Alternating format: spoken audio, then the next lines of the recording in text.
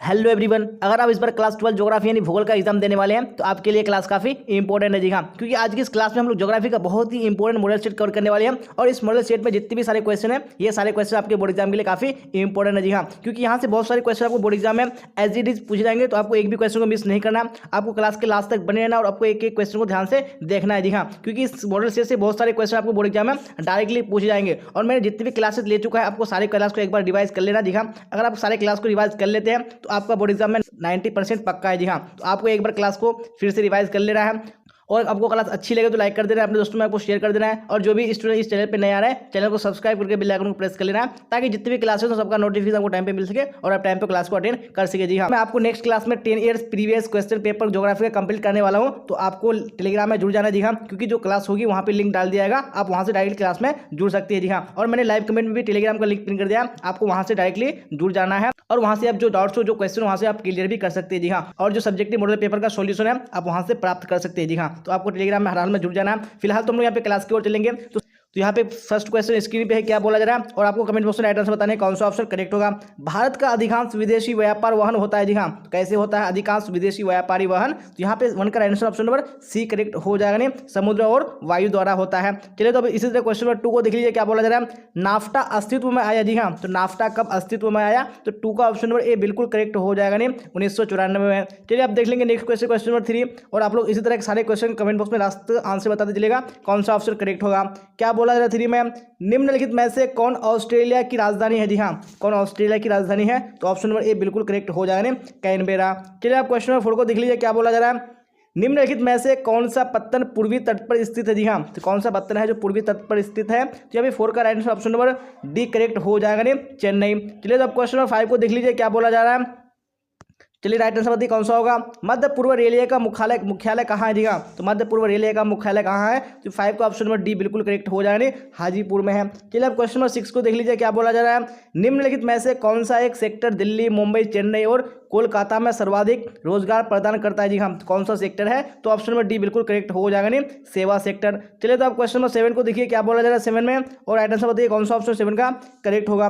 सलेम इस्पात उद्योग है। जी हाँ, तो कौन से राज्य में है सलेम इस्पात उद्योग, तो 7 का ऑप्शन नंबर ए बिल्कुल करेक्ट हो जाएगा, नहीं तमिलनाडु में। अब क्वेश्चन नंबर 8 को देख लीजिए, क्या बोला जा रहा है किस राज्य में साक्षरता दर सबसे अधिक है। जी हाँ, कौन सा राज्य है जिसमें साक्षरता दर सबसे अधिक है, तो 8 का ऑप्शन नंबर ए बिल्कुल करेक्ट हो जाएगा, नहीं केरल में। चलिए तो अब क्वेश्चन नंबर 9 को देख लीजिए, क्या बोला जा रहा है निम्नलिखित में कौन सा ऊर्जा का एक अनवीकरणीय स्रोत है। जी हाँ, कौन एक अनवीकरणीय स्रोत है किसका, ऊर्जा का, तो ऑप्शन नंबर ए बिल्कुल करेक्ट हो जाएगा, नहीं तापीय ऊर्जा।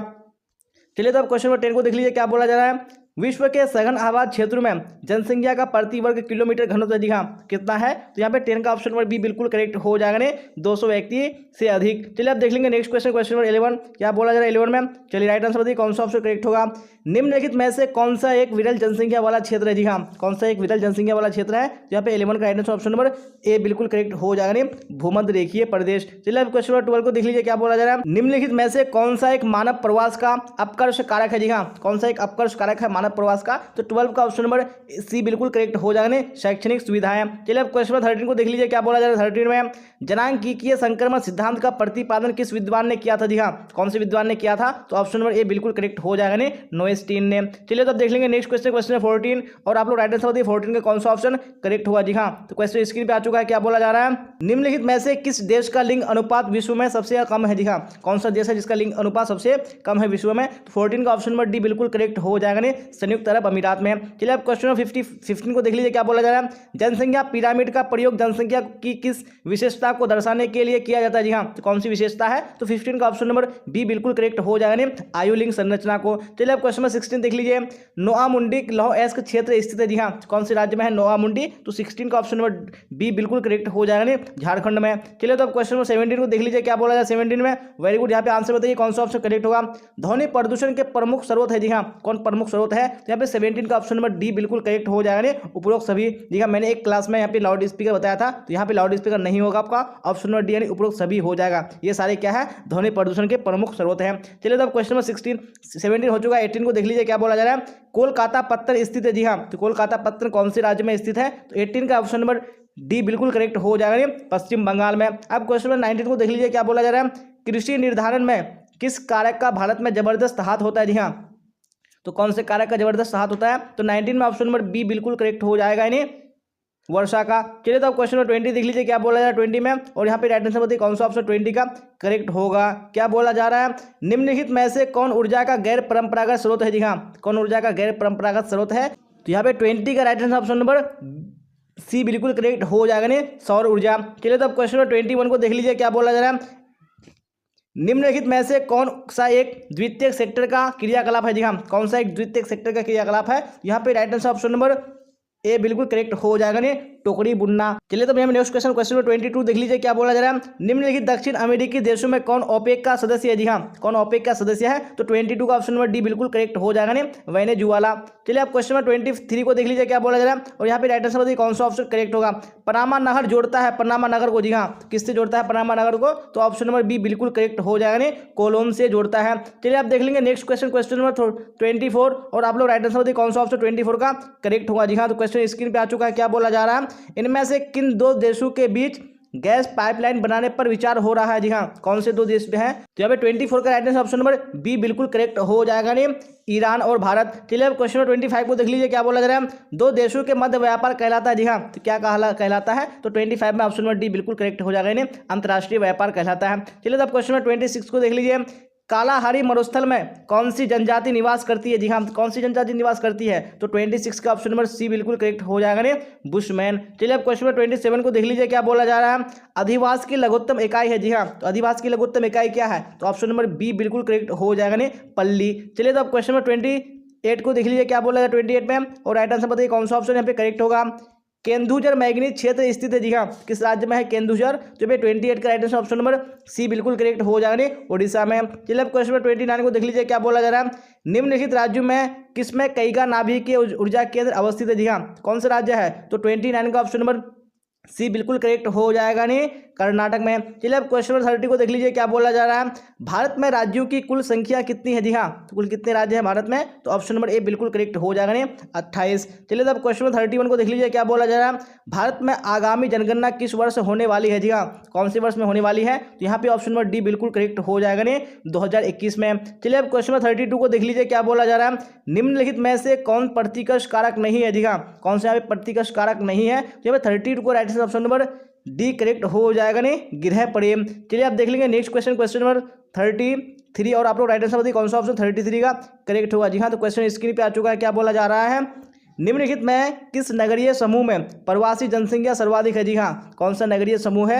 यहाँ पे ऑप्शन नंबर 23 का सी करेक्ट हो जाएगा, नहीं मुंबई में। चलिए आप क्वेश्चन नंबर 34 को देख लीजिए क्या बोला जा रहा है।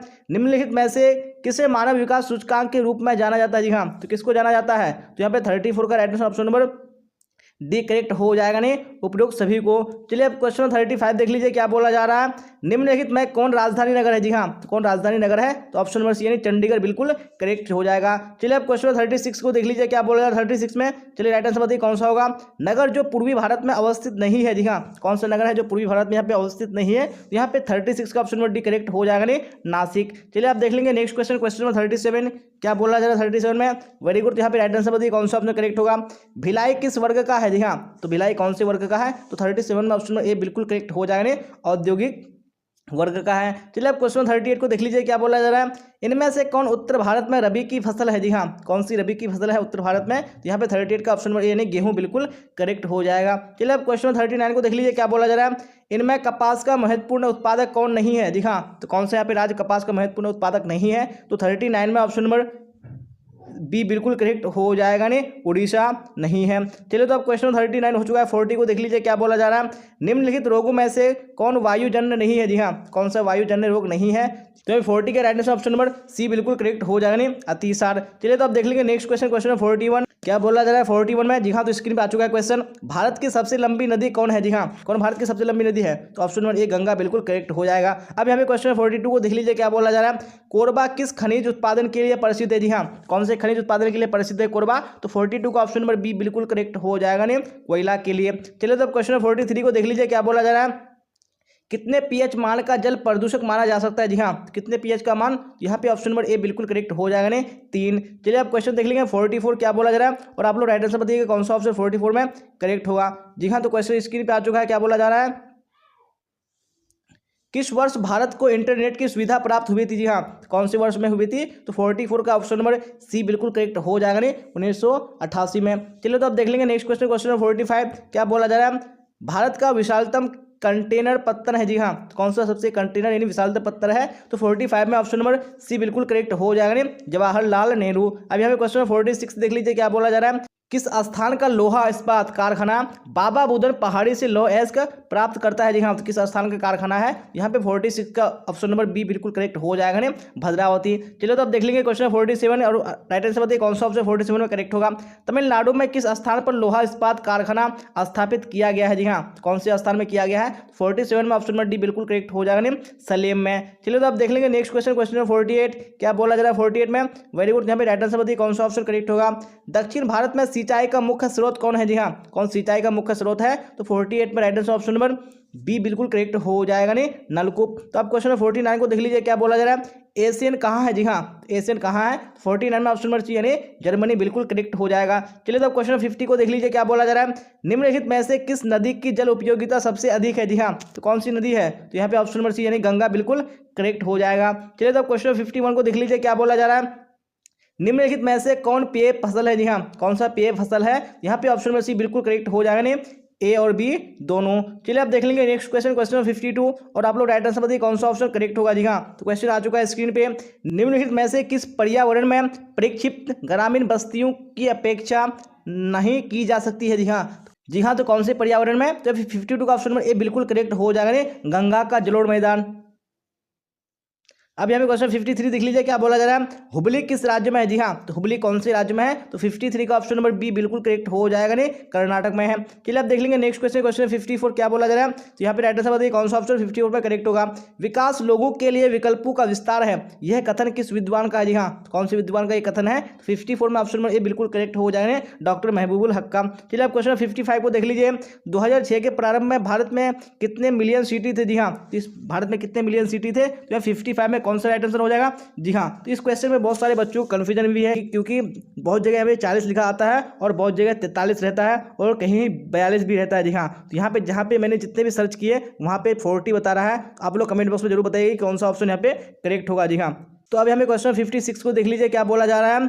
निम्नलिखित में से किस देश में भारतीय अप्रवासियों की संख्या कम है? जी हाँ, कौन से देश में कम है? तो 56 पे ऑप्शन नंबर डी बिल्कुल करेक्ट हो जाएगा, न्यूजीलैंड में। चलिए तो अब देख लेंगे नेक्स्ट क्वेश्चन, क्वेश्चन 57 क्या बोला जा रहा है? वेरी गुड, यहाँ पे राइट आंसर बताइए कौन सा ऑप्शन करेक्ट होगा।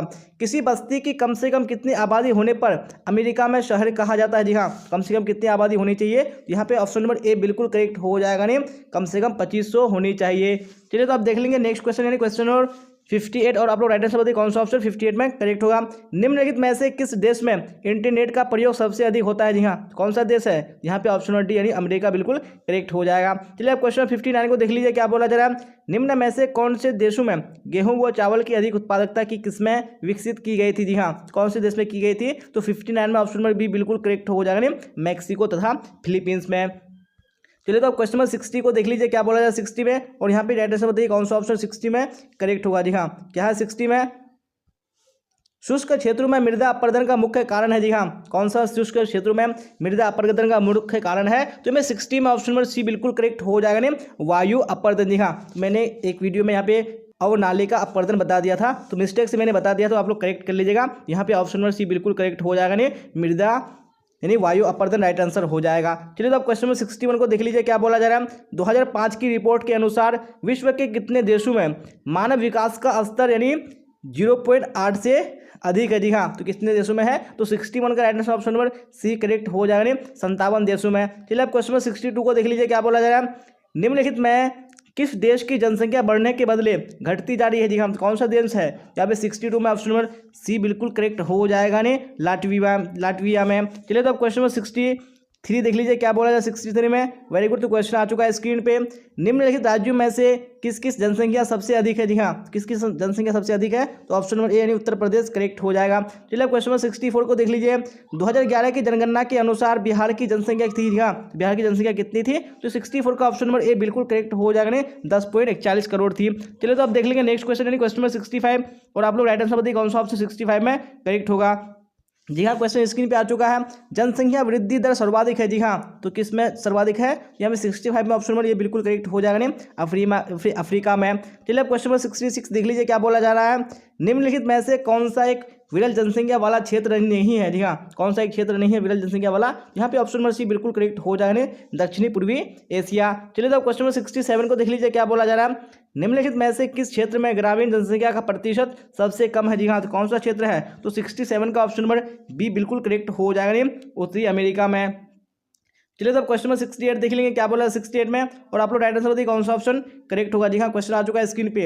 इनमें से कौन मानव विकास का स्तंभ है? जी हाँ, कौन सा मानव विकास का स्तंभ है? यहाँ पे ऑप्शन नंबर डी बिल्कुल करेक्ट हो जाएगा उपयुक्त सभी। चलिए अब क्वेश्चन नंबर 69 देख लीजिए क्या बोला जा रहा है। निम्नलिखित में से कौन सा देश उच्च मानव विकास वाला नहीं है? तो कौन सा देश नहीं है मानव यानी उच्च मानव विकास वाला? तो ऑप्शन नंबर डी यानी मिस्र करेक्ट हो जाएगा। चलिए तो आखिरी क्वेश्चन देख लीजिए आज के इस क्लास का क्या बोला जा रहा है। 2011 की जनगणना के अनुसार किस राज्य की जनसंख्या का घनत्व सबसे कम है? जी हाँ, कौन से राज्य जिसकी जनसंख्या जनसंख्या का घनत्व सबसे कम है? यहाँ पे ऑप्शन नंबर ए बिल्कुल करेक्ट हो जाएगा अरुणाचल प्रदेश में। जी हाँ, तो इसी क्वेश्चन के साथ हम लोगों ने जो आज का इंपॉर्टेंट क्लास है बिल्कुल कंप्लीट कर लिया। अगर आपने पूरे क्लास को नहीं किया तो आपको पूरे क्लास को कर लेना जरूरी है। जी हाँ, क्योंकि इस मॉडल सेट में हम लोगों ने जितने भी क्वेश्चन कवर किया ये सारे क्वेश्चन आपके बोर्ड एग्जाम के लिए काफी इंपॉर्टेंट है। आपको यहाँ से बहुत सारे क्वेश्चन बोर्ड एग्जाम में डायरेक्टली पूछे जाने वाले हैं। और मैंने जितने भी क्लासेस ज्योग्राफी का ले चुका है आपको फिर से ज्योग्राफी वाले प्लेलिस्ट में जाना है और आपको एक बार रिवाइज कर लेना। जी हाँ, अगर आप रिवाइज कर लेंगे तो आपका 90% मार्क्स पक्का है एग्जाम में। जी हाँ, तो आपको रिवाइज कर लेना है। और मैं नेक्स्ट क्लास में आपका ज्योग्राफी का 10 ईयर्स प्रीवियस क्वेश्चन कवर कराने वाला हूँ, तो आपको सारे क्लास में जुड़ना जरूरी है। और आपको लिंक को टेलीग्राम के लिंक को क्लिक करके जुड़ जाना। जी हाँ, मैंने लाइव कमेंट में भी पिन कर दिया और मैंने डिस्क्रिप्शन में भी डाल दिया, आपको वहाँ से जुड़ जाना। जी हाँ, क्योंकि मैं जितनी भी क्लासेस लेता हूँ तो वहाँ पे लिंक टेलीग्राम में मैं क्लास का लिंक डाल देता हूँ, वहाँ से आप डायरेक्टली क्लास में ज्वाइन हो सकते हैं। जी हाँ, और आपको अगर क्लास अच्छी लगी हो तो आपको लाइक कर देना, अपने दोस्तों में आपको शेयर कर देना है। और जो भी स्टूडेंट इस चैनल पर नए आ रहे हैं चैनल को सब्सक्राइब करके बेल आइकन को प्रेस कर लेना, ताकि जितने भी क्लासेस हो सबका नोटिफिकेशन आपको टाइम पे मिल सके और आप टाइम पे क्लास को अटेंड कर सके। जी हाँ, तो आप लोग कमेंट बॉक्स में ये भी बताइएगा कि आप लोगों ने 70 क्वेश्चन में कितने क्वेश्चन के आंसर करेक्ट किए हैं। जी हाँ, तो यहाँ तक बने रहने के लिए आप सबका धन्यवाद। फिर मिलेंगे हम लोग अगली क्लास में। Till then bye bye, tata, see you on the next class.